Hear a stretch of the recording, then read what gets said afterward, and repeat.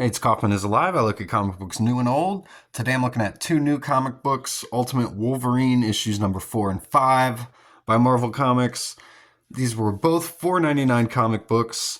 We've got Chris Condon doing the writing on both of these issues, and Alessandro Cappuccio does the artwork on issue number 4, and he's on the cover here as well. Get this awesome cover here. Wolverine the Winter Soldier in this series. He's being brainwashed by Colossus Magic and Omega Red. They run the Eurasian Republic, all at the behest of the Makers Council. And they're a part of the Makers Council. And they've created this Directorate X, which is basically this universe's version of Weapon X. It's headed by Dr. Alanya Prostovich here. And she's trying to control Logan. And that's basically what this whole 4th issue is about here. And we learned some pretty interesting things. This feels like the X-Men book of this Ultimate line. We've seen Gambit, Kitty Pryde, Nightcrawler showed up, and Mystique. They both got killed by Wolverine in a previous issue.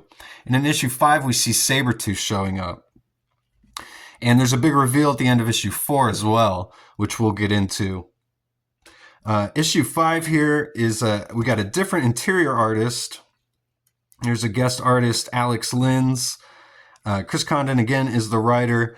Brian Valencia does the colors on all these books. I got this Simone DeMeo variant cover for issue 5. And I love on the variant covers for these Ultimate books, you don't have these obstructing white borders that you get on all the Ultimate books. But at least Marvel did get wise, and they started putting the entire artwork for the covers on the interior cover here instead of an ad. And at the $4.99 price point, that makes sense. Kind of makes it feel almost like some sort of prestige book. And when you get a variant cover in these Ultimate comics, you actually get the A cover on the interior. So I think that's a pretty cool addition. I always try and pick up variant covers when I can find them. So I think this one's pretty nice. We've got kind of a reflection of some animals in the forest here in Wolverine's costume, and they've all got like claw marks over their eyes, including like the owl there. I think that's a nice touch. And, you know, these stories have all pretty much taken place in the forest up to this point, up to issue 5, where we actually do start to see some of the things that are going on in actual Russia at this point. But this issue is really cool. It's got a different style to it. We don't actually follow Wolverine at all in the first portion of this book, and we just get some great animal artwork and forest landscapes here by Alessandro Cappuccio. We're following this wolf who I guess is like the embodiment of Wolverine here in this story. And all the text bubbles here they're colored differently because they're color coded to who's talking, and it doesn't really matter who's talking because they're all about to die at the hands of Logan. But it's all the guards and the scientists that are in this Directorate X that are, you know, watching over Logan, doing experiments on him and so forth. But he's apparently gotten loose. And so this whole battle between this wolf and this giant bear embodies everything going on in the text that's actually happening in this isolated room in Russia. So some pretty cool artwork here. Again, it's a totally different style than the rest of the series so far. We finally get Wolverine here as Dr. Prostovich finally shows up. She's this bright yellow speech bubbles here, and we get all of the like Winter Soldier code words here. The Manchurian Candidate like commands all throughout this as well. So like conceptually, this is a really cool comic book. So like we get survivor, soldier, hunter, and these words just keep repeating. Specimen, animal, survivor, soldier, hunter, specimen, animal. And it just keeps repeating. And these are like his brainwashed code words. Finally, Dr. Prostovich shows up with the final code word to break his rage that he's in. And we see finally the reveal of what actually has been going on in this really great double splash page. 2 awesome double splash pages in a row here. I love how that's done. She yells out Sputnik, which freezes the Winter Soldier here.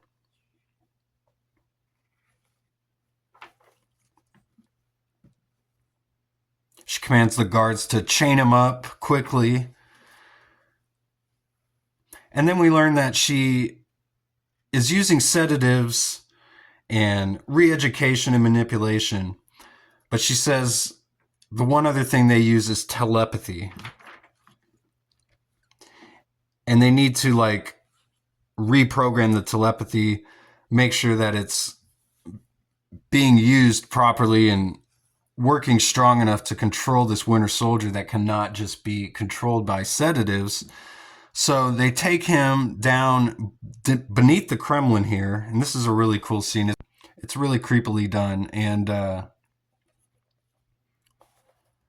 they enter this like giant sphere, and we see the red hair on the bottom panel here, and they're finally doing what I was hoping they would do, which is introduce the Phoenix.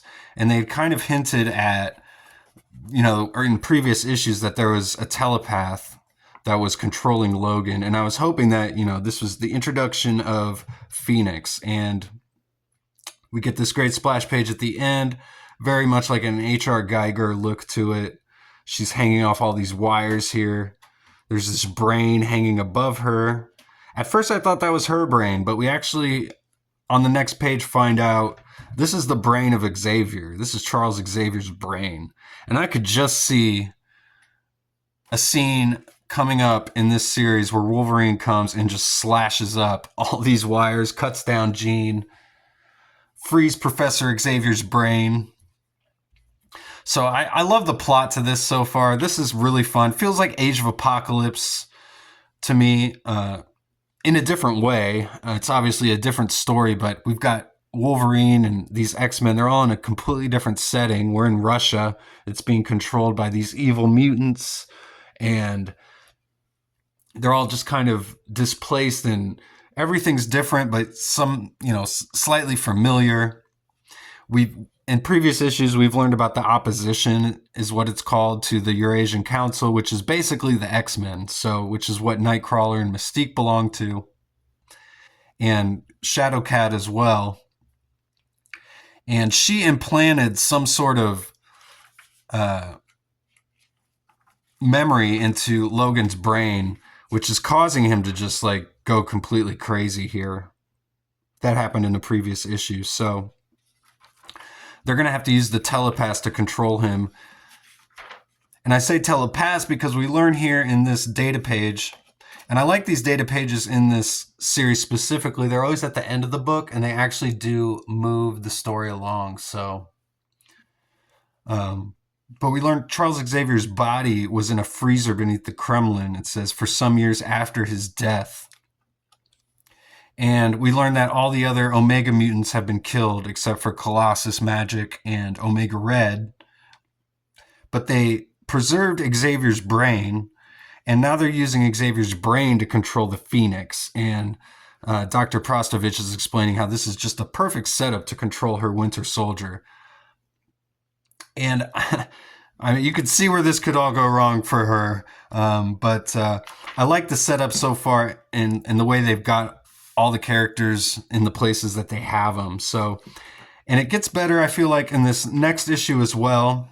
Again, we get a different style of artwork, and we start to see what's actually happening on the streets of Russia. So we're out of the forest for the first time in this series.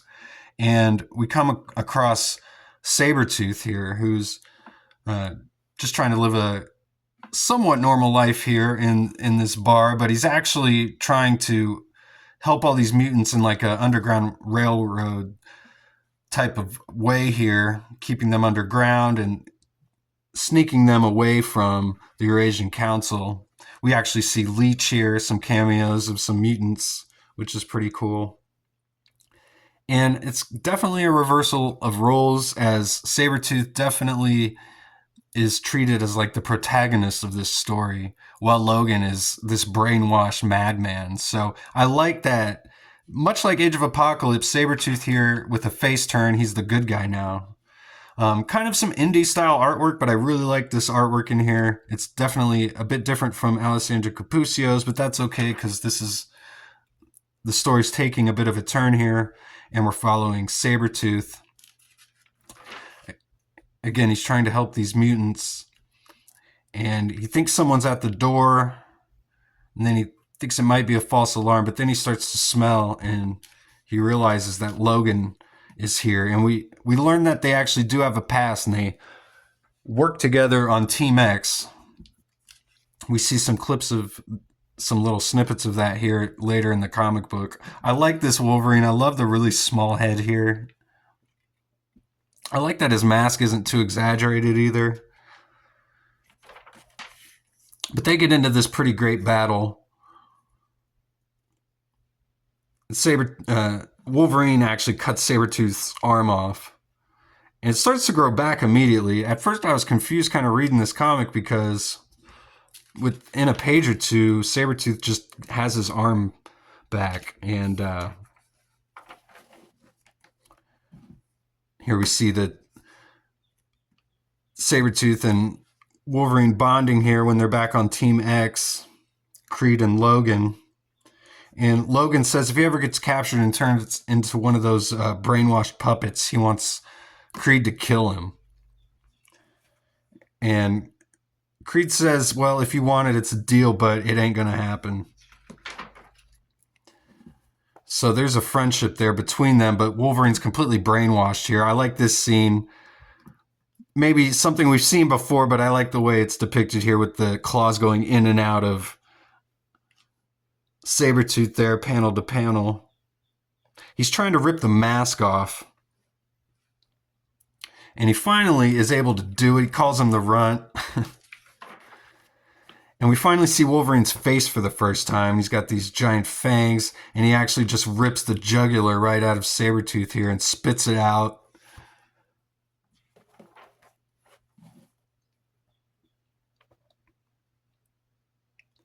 But then we see the Black Widow show up here. And Sabretooth, he's got a pretty strong healing factor, so he's actually going to survive getting his jugular ripped out. But kind of a lame finish to all this, I felt like. Kind of a letdown, because she just shows up, shoots Wolverine with a dart, and kicks him in the face, and he's just done. He's down. And Sabretooth says his healing factor ain't kicking in. So whatever she shot him with, like, neutralized his healing factor, I guess. And they take Wolverine away, and they all get in this car. And I think they're all heading to the opposition's base. And Sabretooth says, I know the Runt, and well, I want to see everyone's face when this guy comes through the door.